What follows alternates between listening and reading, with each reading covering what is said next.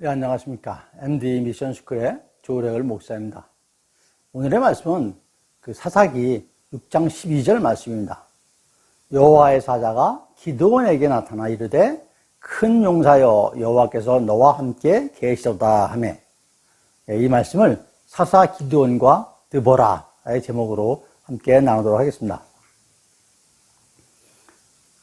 오늘의 사사기 말씀, 그 중에서도 기드온의 얘기를 중심으로 나누려고 합니다. 기드온 300용사에 대한 얘기는 너무나도 잘 알려져 있죠.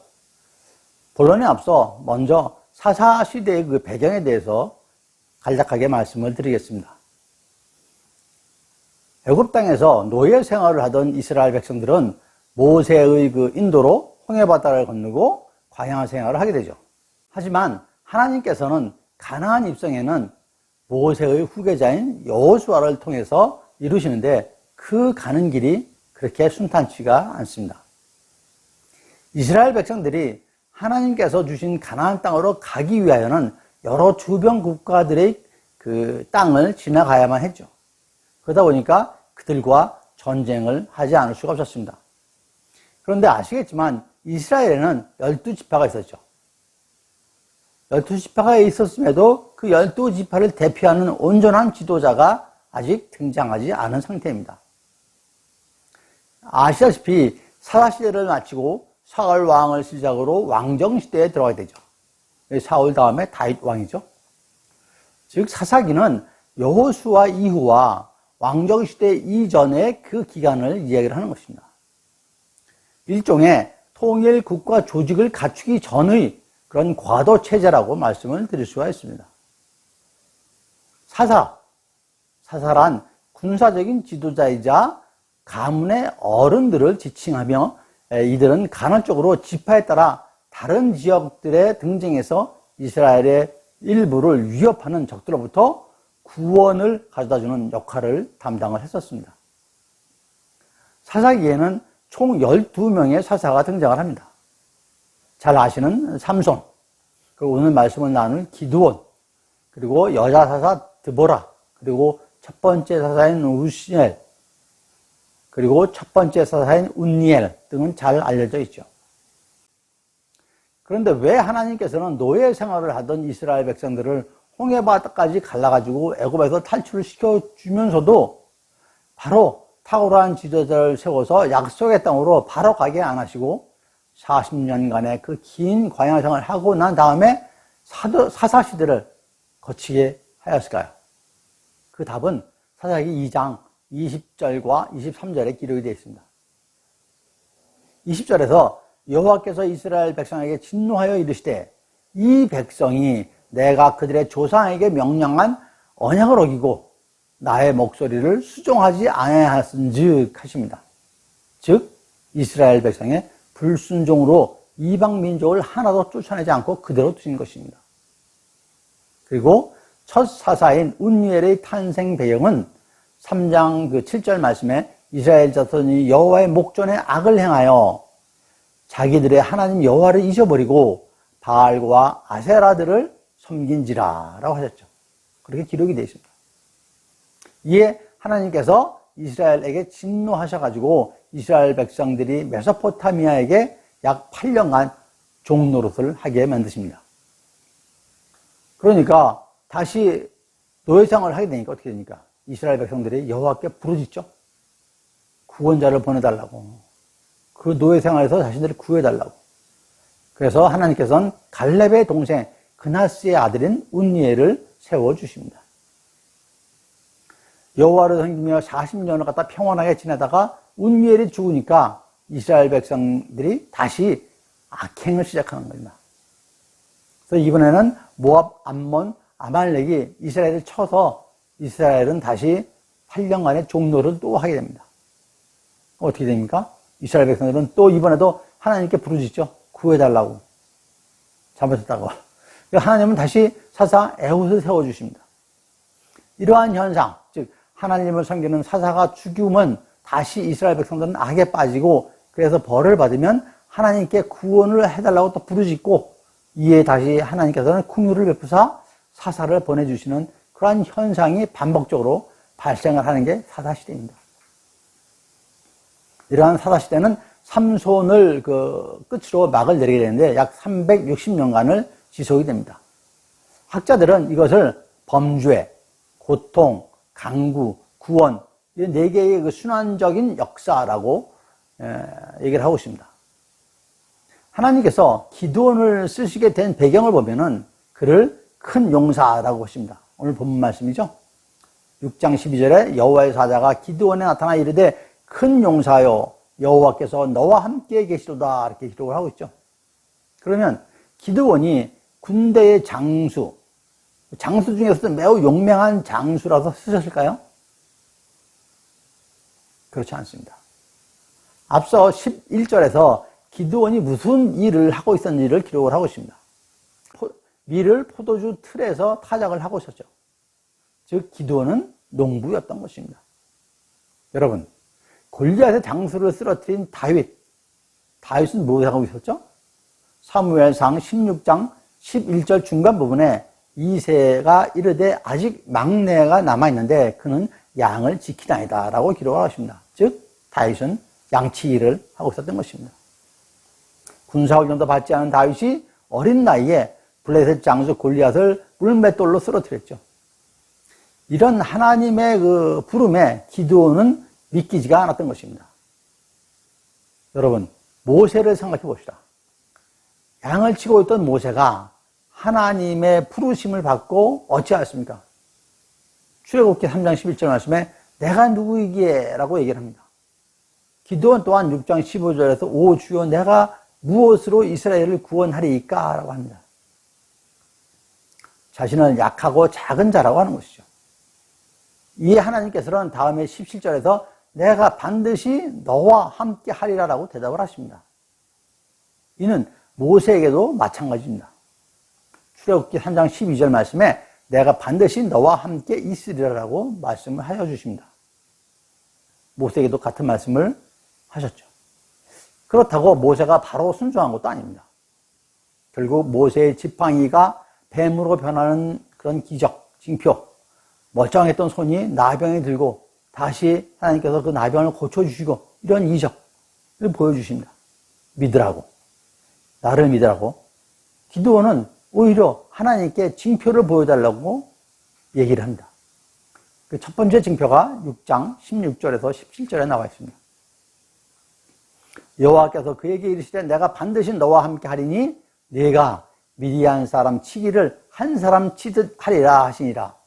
기드온이 그에게 대답하되 만일 내가 주께 은혜를 얻었사오면 나와 말씀하신 이가 주 되시는 표징을 내게 보여주소서. 표징을 보여달라고 하나님께 얘기를 하고 있는 것입니다. 두 번째 6장 36절과 37절에 이렇게 기록이 되어 있습니다. 기드온이 여호와께 여쭈되 주께서 이미 말씀하신 같이 내 손으로 이스라엘을 구원하시려거든 보소서. 내가 양털 한 뭉치를 타작마당에 두리니 만일 이슬이 양털에만 있고 주변 땅은 마르면 주께서 이미 말씀하신 같이 내 손으로 이스라엘을 구원하실 줄을 내가 알겠나이다 라고 하는 것이죠. 이슬은 내리는데 자기 양의 양털만 젖고 땅은 안 젖는다. 기이한 현상이죠. 그걸 보여달라고 그러십니다. 세 번째는 39절에 나와 있습니다.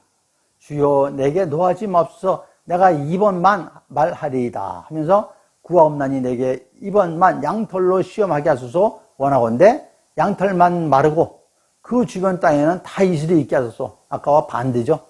그렇게 징표를 보여달라고 하는 것입니다. 이렇게 하고서야 드디어 기드온이 본격적으로 미디안을 치게 됩니다. 이때 기드온 300용사에 대한 이야기가 등장하는 것이죠. 물론 300용사 이야기는 순종하는 자에게 주시는 하나님의 권능에 대한 말씀입니다. 하나님께서 기드온에게 내가 반드시 너와 함께 하리라고 하신 약속을 지키신 것이죠. 사사기 7장의 기드온과 300용사 이야기는 하나님께서 지시하시고 기드온은 말씀을 듣고 그대로 행하는 그런 내용들로 가득합니다. 불과 300명의 용사를 데리고 10만이 훨씬 넘는 미디안 군대를 물리치는 업적으로 기드온의 명성은 높아가고 백성들은 그를 왕으로 추대하려고 하죠. 8장 22절에 그때 이스라엘 사람들이 기드온에게 이르되 당신이 우리를 미디안의 손에서 구원하였으니 당신과 당신의 아들과 당신의 손자가 우리를 다스리소서 하는지라. 이렇게 얘기를 하는 거죠. 백성들이 기드온에게. 하지만 기드온은 8장 23절에서 이를 거절합니다. 기드온이 그들에게 이르되 내가 너희를 다스리지 아니하겠고 나의 아들도 너희를 다스리지 아니할 것이요 여호와께서 너희를 다스리리라 라고 고백을 합니다. 이와 같이 기드온을 통해서 우리에게 주시는 말씀은 주님의 부르심을 확인하고 또 확인하는 그런 기드온의 신중함, 그리고 순종의 믿음, 그리고 왕의 자리를 마다하는 그런 겸손, 이 세 가지를 우리가 기드온에서 볼 수가 있습니다. 하지만 오늘은 여러분과 농부와 같은 사람을 사용하시어 당신의 계획을 이루시는 그런 내용에 초점을 맞춰서 말씀을 나누도록 하겠습니다. 아울러 여기서 드보라를 통해서 주시는 말씀도 함께 보도록 하겠습니다. 먼저 주님께서는 약한 자를 택하십니다. 약한 자를 택하여 쓰십니다. 앞서 말씀드렸듯이 기드온이 하나님의 부름을 받기 전에는 농부였다고 말씀을 드렸습니다. 다윗은 양치는 목동이었다고 그랬죠. 모세도 도망자 신사가 돼서 양치기를 하고 있을 때 하나님께서 부르셨습니다. 기드온에 대해서 좀 더 구체적으로 말씀을 드리면 당시 이스라엘은 미디안이라는 족속이 이스라엘을 쳐들어와서 이스라엘을 괴롭히고 있었죠. 미디안이 쳐들어와서 백성들을 죽이고 곡식을 빼앗고 그런 상황이었습니다. 사람들은 산으로 도망갔죠. 미디안의 공격 때문에. 그래서 토굴을 파고 들어가서 숨어 살았던 것입니다. 숨어 사니까 어떻게 됩니까? 먹을 것도 충분치 않고 정상적인 생활이 불가능했을 것입니다. 너무나도 큰 고통을 받고 있던 그런 시기였던 것이죠. 기드온은 도망쳐 숨어서 생활하고 있었죠. 6장 11절 말씀에 요아스의 아들 기드온이 미디안 사람에게 알리지 아니하려 밀을 포도주 틀에서 타작하더니 라고 합니다. 기드온은 지금 미디안 사람에게 들키지 않으려고 타작을 할 때에 포도주 틀에서 타작을 하고 있다는 것입니다. 포도주 틀 하면은 지금 우리나라 절구통 생각을 하시면 됩니다. 그 절구통에 바위에 구멍을 뚫어가지고 거기에 포도주를 넣고 이겨서 포도주를 짜는 거죠. 넓은 곳에서 타작을 해야 되는데 지금 기드온은 포도주 짰던 것을 거기 그 자리에서 밀을 타작을 하고 있습니다. 조그맣게 숨어서. 왜 그래요? 미디안 군사들한테 들키지 않으려고 그러는 것이죠. 그래서 숨어서 타작을 하고 있는 것입니다. 이런 기드온을 하나님께서는 큰 용사라고 하십니다. 그리고 이스라엘을 구원하는 소명을 주시는 것입니다. 다윗은 어땠습니까? 다윗은 이새의 8번째 막내 아들입니다. 사무엘이 이새의 아들들을 모았지만 아버지 이새는 밖에서 양을 치고 있는 막내 다윗은 부르지 않았습니다. 하나님께서는 그러한 다윗을 불러서 기름을 부어 사용을 하셨죠. 또한 약하게 만든 후에 쓰시기도 합니다. 그거는 모세가 그런 경우죠. 모세의 탄생 과정을 잘 알고 계시죠. 태어나자마자 갈대 상자에 넣어져 나일강 갈대 사이에 있는 것을 바로의 딸이 보고서 데려가서 키우죠. 그래서 40년 동안 왕궁생활을 하다가 동족을 돕겠다고 죽인 게 결국은 도망자 신세가 돼가지고 어디 갑니까? 미디안으로 도망가죠. 미디안 제사장의 딸과 결혼을 해서 거기서 미디안 제사장의 양을 치고 있었던 그런 모세입니다. 그런 모세를 하나님께서 부르셔서 쓰신 것입니다. 출애굽기 3장 10절 말씀에 이제 내가 너를 바로에게 보내어 너에게 내 백성 이스라엘 자손을 애굽에서 인도하여 내게 하리라 라고 하셨죠. 기드온은 낮은 자존감과 뿌리 깊은 불안감을 갖고 있습니다. 그래서 포도주 틀로 밀을 타작하고 하나님이 명하신 바알 제단도 낮에 대낮에 반할 때 안 하고 밤에 몰래 허물었습니다. 하지만 하나님은 그를 큰 용사라고 말씀하시고 그를 큰 용사로 바꾸어 놓으시는 것입니다. 모세에게는 불같은 성질이 있죠. 애굽인을 살해하고 반석을 지팡이로 쳐가지고 하나님의 노여움을 샀죠. 또 어떻게 했습니까? 십계명에 쓰여진 돌판을 처음 깨버렸죠. 하지만 하나님은 모세를 뭐라고 말씀하십니까? 가장 온유한 사람으로 말씀을 하십니다. 하나님은 이렇게 사람을 쓰십니다. 당신의 역사를 위해서 약한 사람을 통해서 쓰십니다. 아니면 약하게 만들어서 쓰십니다. 여러분, 약하다고 두려워하지 마십시오. 약하다고 겁내지 마십시오.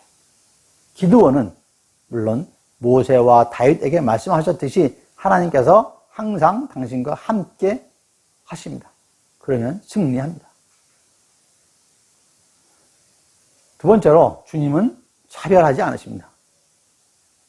예수님은 12제자를 두셨죠. 그 12제자에 대해서 모두 명확히 그 직업이 뭔지는 기록되어 있지 않습니다. 우리가 추정해 보면 베드로, 안드레, 세베의 아들 야고보, 그리고 요한, 빌립, 이들은 어부였죠. 고기 잡고 있는 사람들 데려왔으니까. 마태는 세금 징수하는 세리였죠. 사사시대에 하나님께서는 여성 사사로 드보라를 세웁니다. 이처럼 하나님께서는 당신의 일을 위해서 사람을 쓰시는데 지위는 물론 성별 차별도 하지 않으셨습니다. 가나안의 기생으로 이스라엘 정탐꾼을 구한 라합 아시죠? 이방의 모압 여인으로 다윗의 계보를 이은 나오미의 며느리 룻도 있습니다. 그런데 기생 라합과 모압 여인 룻의 관계가 마태복음에 나와 있는데 잠깐 들여다보도록 하겠습니다. 마태복음 1장 5절과 6절 말씀인데요. 살몬은 라합에게서, 여기 라합이 기생 라합입니다. 살몬은 라합에게서 보아스를 낳고 그 보아스는 룻에게서 에벳을 낳고 룻은 아까 이방 여인 룻 얘기하는 것입니다. 오벳은 이새를 낳고 이새는 다윗 왕을 낳으니라고 기록합니다. 즉 라합은 룻의 두 번째 시어머니인 것입니다. 룻의 첫 번째 시어머니는 누구죠? 나오미죠. 그래서 룻은 예루살렘으로 돌아간 다음에 그 보아스와 아직 결혼하게 되죠. 그 보아스의 어머니가 라합인 것이죠.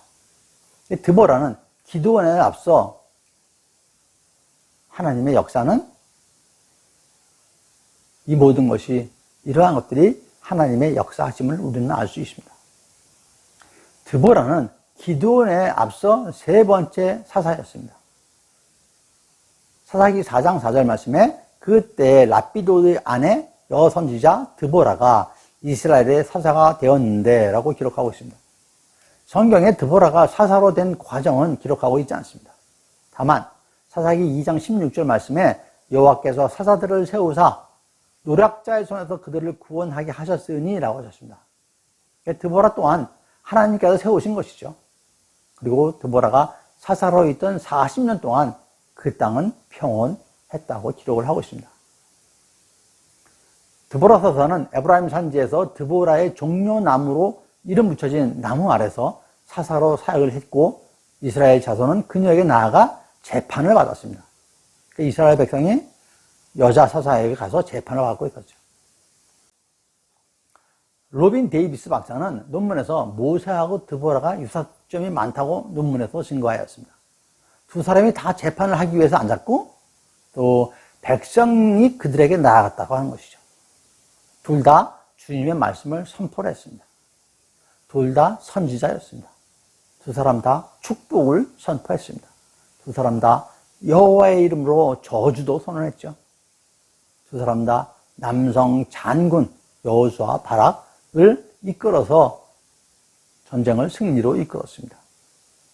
또한 두 사람은 여호와께서 원수를 어떻게 물리칠 것인지 백성에게 지시하였고 두 경우 모두 주님은 병거를 탄 원수를 공포에 떨게 하면서 달아나게 만들었습니다.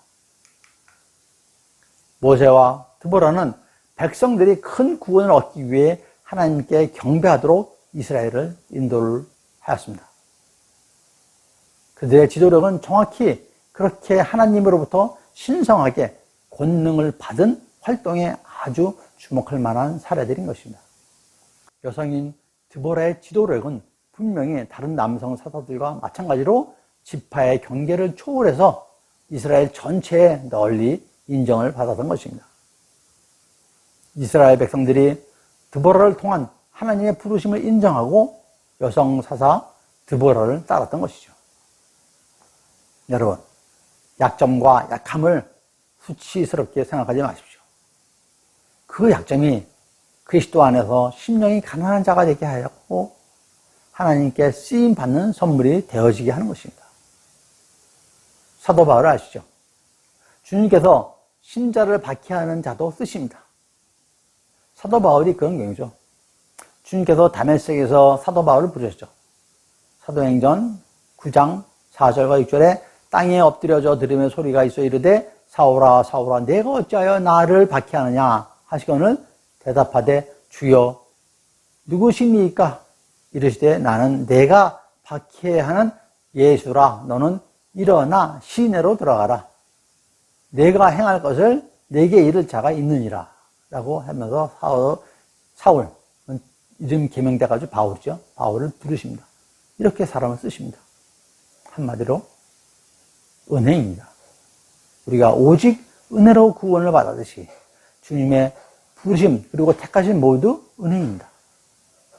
그렇다고 넉넉고 있어도 되나요? 사무엘상 16장 7절 후반부에 말씀하시기를 내가 보는 것은 사람과 같지 아니하니 사람은 외모를 보거니와 나 여호와는 중심을 보느니라 라고 말씀하십니다.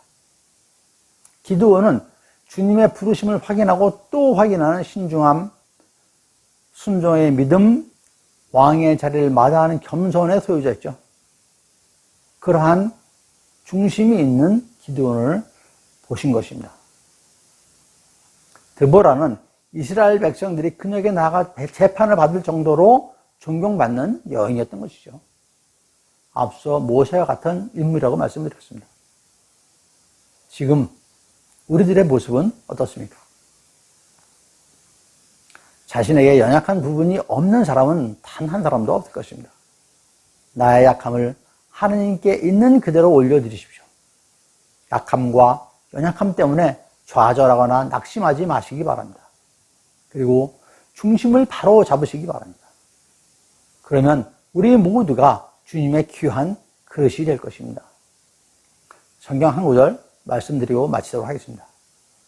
디모데후서 3장 20절과 21절 말씀입니다. 큰 집에는 금그릇과 은그릇뿐만 아니라 나무 그릇과 질그릇도 있어 귀하게 쓰는 것도 있고 천하게 쓰는 것도 있나니 그러므로 누구든지 이런 것에서 자기를 깨끗하게 하면 귀히 쓰는 그릇이 되어 거룩하고 주인의 쓰임에 합당하며 모든 선한 일에 준비함이 되니라 라고 말씀하십니다.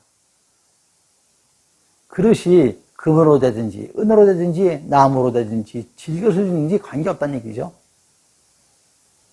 자기를 깨끗하게 하면 귀히 쓰는 그릇이 된다라고 말씀을 하십니다. 이처럼 여러분 모두가 주님께서 귀히 쓰임받는 그릇이 되시기를 간절히 축원드립니다. 감사합니다. MD 미션 스쿨의 조래을 목사였습니다.